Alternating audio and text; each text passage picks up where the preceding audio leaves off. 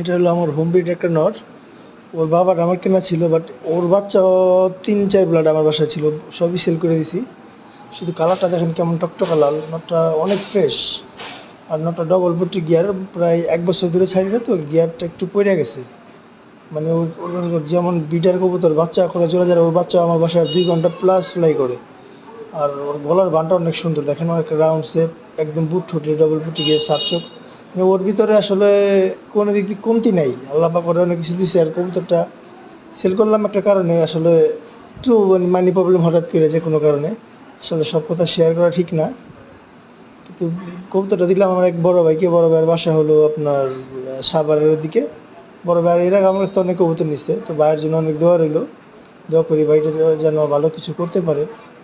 আর সবচেয়ে বড় কথা হলো কি ভাই, মাঝে মাঝে এমন ক্রাইসিসে পড়তে হয়, টাকার কাছে আসলে ভালোবাসা হার হয়ে না যায়। আমার এই কবুতর অনেক পছন্দের কবুতর, এই 4টা আসলে আমার কাছে রইলো না, এই একটাই পিস ছিল।